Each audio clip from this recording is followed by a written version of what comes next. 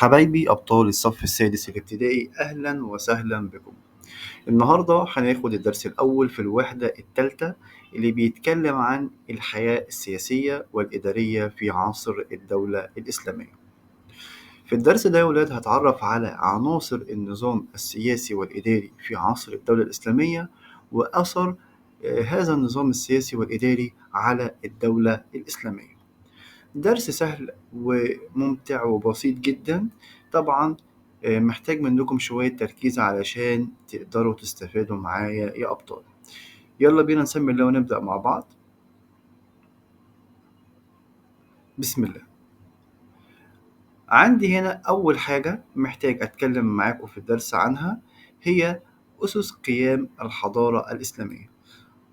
أسس قيام الحضارة الإسلامية يا ولاد هو التمسك بالدين الإسلامي، والتمسك أيضا باللغة العربية لأنها لغة القرآن، والاهتمام بالعلم والعلماء، والتمسك بالأخلاق الحميدة. يبقى عندي هنا الأس اللي قامت عليها الحضارة الإسلامية: التمسك بالدين الإسلامي واللغة العربية والاهتمام بالعلم والعلماء والتمسك بالأخلاق الحميدة. طيب، إيه هي عناصر النظام السياسي والإداري في الدولة الإسلامية يا مستر؟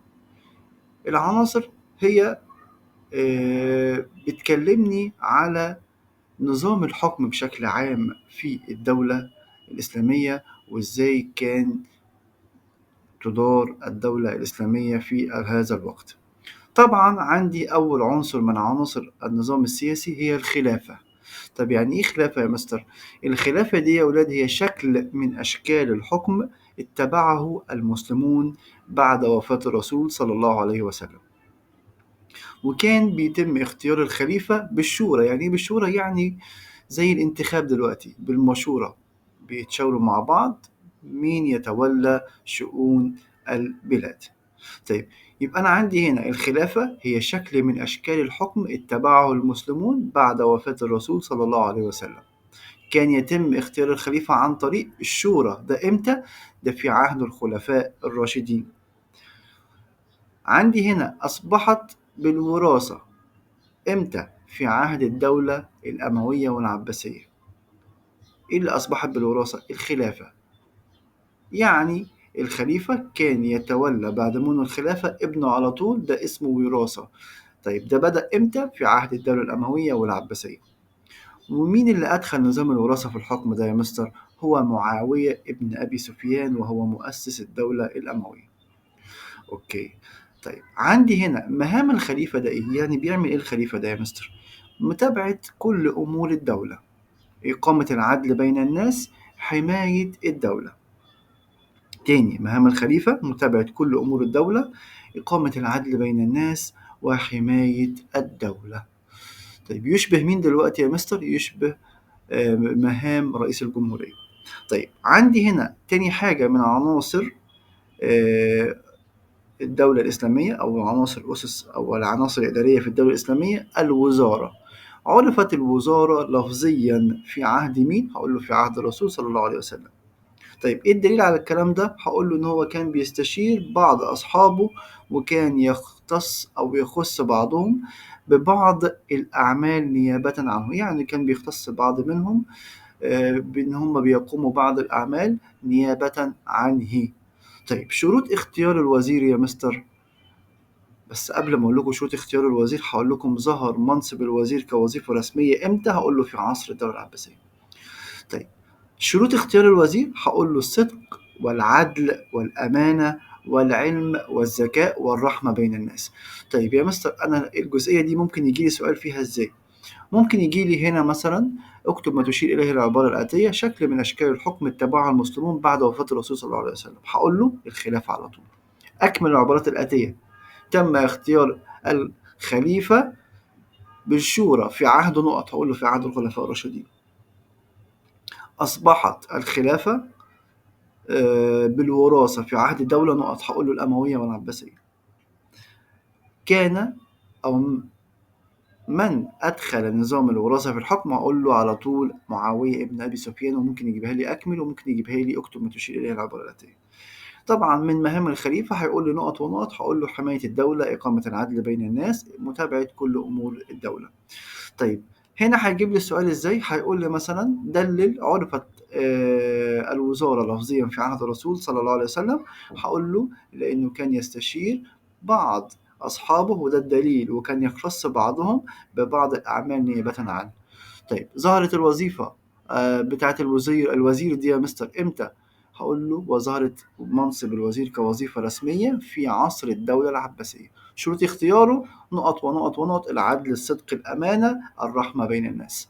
طيب إيه الإمارة دي بقى؟ دي أحد عناصر الإدارة في الدولة الإسلامية. ظهرت إمتى؟ هقول له في عهد الرسول صلى الله عليه وسلم.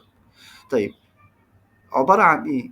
كان بيرسل أحد من أصحابه إلى المدن والقبائل التي دخلت الإسلام. يرسل أحد من الصحابة للمدن والقبائل التي دخلت في الإسلام. طيب دوره إيه؟ بيعلمهم أمور الدين وبيئم الناس في الصلاة. أوكي. طيب الولاية، إيه الولاية دي يا مستر؟ طبعا في عهد عمر بن الخطاب رضي الله عنه وأرضاه ظهر منصب الوالي. وطبعا احنا عرفنا ان اتسعت الدولة الإسلامية في عهد الخليفة عمر بن الخطاب رضي الله عنه وأرضاه. وطبعا تم تقسيم الدولة الإسلامية إلى ولايات، وظهر بعد ذلك منصب الوالي في عهد مين؟ الخليفة عمر بن الخطاب. وده نظرا لتقسيم الدولة الإسلامية إلى ولايات، وتم تعيين والي على كل ولاية. مهام الوالي: إدارة شؤون الولاية، حمايتها، جمع الضرائب والزكاة، قيادة الجيش الخاص بالولاية. طيب معايير اختيار الوالي أو الولاة: طبعا الصدق، العدل، العلم، الذكاء، الأمانة، الرحمة بين الناس. لازم طبعا يتصف بهذه الصفات سواء الوالي أو الوزير. ممتاز. طيب عندي هنا الدواوين. ايه الدواوين دي يا مستر؟ تشبه الوزارات في الوقت الحالي يا ولاد.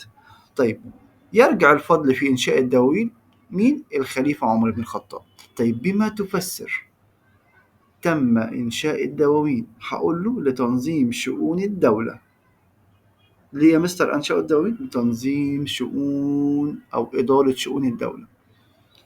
وطبعا الدواوين دي تعالى نتكلم عنها مع بعض. تطورت هذه الدواوين وتنوعت مهامها. في عصر الخلفاء الراشدين تم إنشاء ديوان الجند. مين اللي أنشأه؟ الخليفة عمر بن الخطاب. مهم جدا أعرف الحاجات دي وأركز عليها كويس. طيب تم إنشاء ديوان البريد وديوان الخاتم إمتى؟ هقول له في عصر الدولة الأموية. ليه؟ مين أنشأهم؟ هقول له معاوية ابن أبي سفيان. طبعا ديوان الخاتم لختم الرسائل منعا للتزوير، والبريد طبعا علشان يسهل عملية الاتصال ما بين الوالي والخليفة. طيب عصر الدولة العباسية كان لكل ديوان موظف يسمى صاحب الديوان. يعني إيه صاحب الديوان؟ يعني الوزير دلوقتي يا ولاد. طيب عندي هنا عصر الدولة الأيوبية. طبعا ديوان الأسطول استحدثه مين؟ صلاح الدين لمواجهة الصليبيين. طيب مين يا مستر اللي أنشأ ديوان الأسطول أصلا؟ الخليفة عثمان بن عفان، وده أنشأه لحماية حدود الدولة الإسلامية من الأعداء وصد هجمات الروم أو البيزنطيين. أوكي.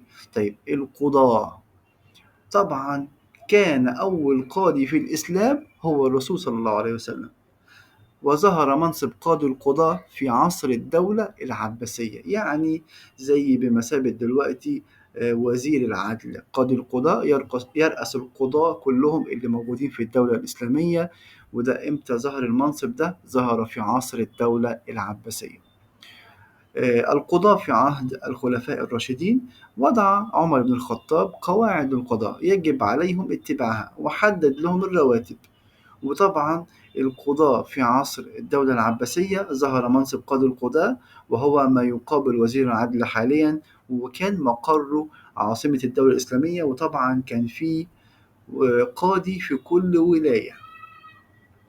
الشرطة طبعا أحد عناصر الإدارية في الدولة الإسلامية، وكان لابد من وجود الشرطة. ليه يا مستر؟ لحفظ الأمن والنظام الداخلي للدولة الإسلامية. يعني لو جالي سؤال بما تفسر إنشاء أو كان لابد من وجود الشرطة، هقول له لحفظ الأمن والنظام الداخلي للدولة الإسلامية.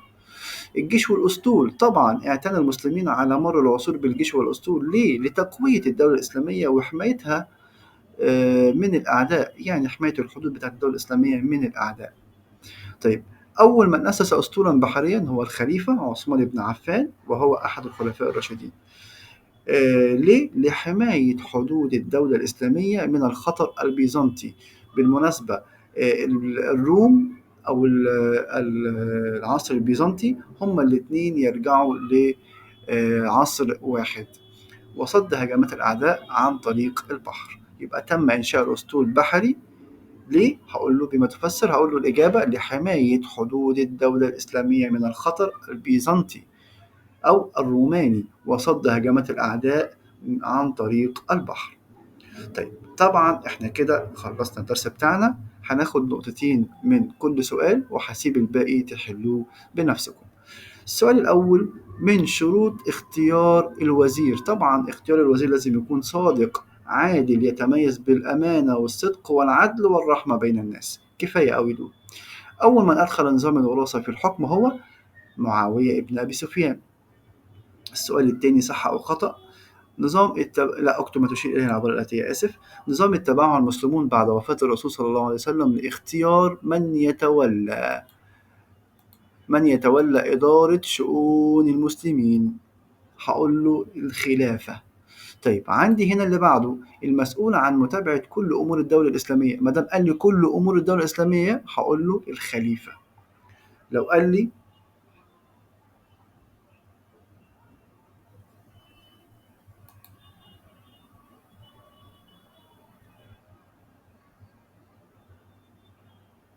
لي يا ولاد،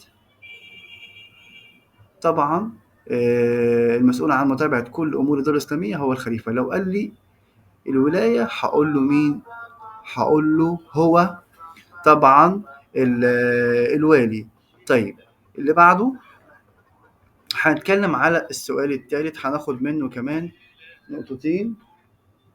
السؤال اللي بعده بيقول لي إيه يا مستر؟ بيقول لي: استحدث عمر بن الخطاب ديوان الأسطول. هقول له الخطأ. اللي استحدث مين؟ صلاح الدين الأيوبي، واستخدمه في صد الخطر الصليبي. أنشأ معاوية بن أبي سفيان نظام الجند. هقول له خطأ. نظام الجند أنشأه الخليفة عمر بن الخطاب.